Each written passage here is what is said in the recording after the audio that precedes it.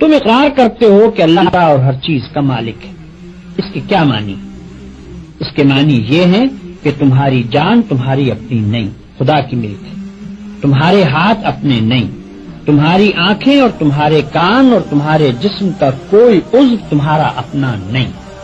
یہ زمینیں جن کو تم جوتتے ہو، یہ جانور جن سے تم خدمت لیتے ہو، یہ مال اسباب جن سے تم فائدہ اٹھاتے ہو، ان میں سے بھی کوئی چیز تمہاری نہیں. ہر چیز خدا کی ملک ہے اور خدا کی طرف سے عطیے کے طور پر تمہیں ملی. اس بات کا اقرار کرنے کے بعد تمہیں یہ کہنے کا کیا حق ہے کہ جان میری ہے، جسم میرا ہے، مال میرا ہے اور فلاں چیز میری ہے. دوسرے کو مالک کہنا اور پھر اس کی چیز کو اپنی قرار دینا بالکل ایک لغو بات ہے.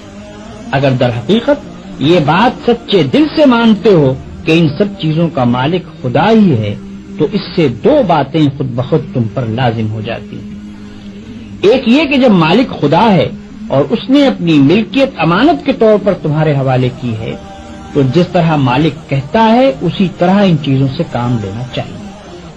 اس کی مرضی کے خلاف ان سے کام لیتے ہو تو دھوکہ بازی کرتے ہو. تم اپنے ان ہاتھوں اور پاؤں کو بھی اس کی پسند کے خلاف ہلانے کا حق نہیں رکھتے. تم ان آنکھوں سے بھی اس کی مرضی کے خلاف دیکھنے کا کام نہیں لے سکتے. تم کو اس پیٹ میں بھی کوئی ایسی چیز ڈالنے کا حق نہیں ہے جو اس کی مرضی کے خلاف ہو. تمہیں ان زمینوں اور ان جائیدادوں پر بھی مالک کے منشا کے خلاف کوئی حق حاصل نہیں ہے. تمہاری بیویاں جن کو تم اپنی کہتے ہو اور تمہاری اولاد جن کو تم اپنی کہتے ہو، یہ بھی صرف اس لیے تمہاری ہیں کہ تمہارے مالک کی دی ہوئی. لہذا تم کو ان سے بھی اپنی خواہش کے مطابق نہیں بلکہ مالک کے حکم کے مطابق ہی برتاؤ کرنا چاہیے. اگر اس کے خلاف کرو گے تو تمہاری حیثیت غاصب کی ہوگی.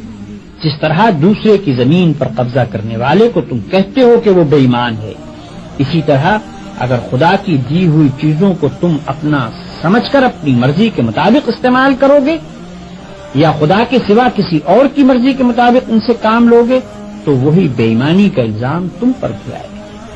اگر مالک کی مرضی کے مطابق کام کرنے میں کوئی نقصان ہوتا ہے تو ہوا کرے. جان جاتی ہے تو جائے، ہاتھ پاؤں ٹوٹتے ہیں تو ٹوٹیں، اولاد کا نقصان ہوتا ہے تو ہو، مال و جائیداد برباد ہو تو ہوا کرے. تمہیں کیوں غم ہو؟ جس کی چیز ہے وہی اگر نقصان پسند کرتا ہو تو اس کو حق ہے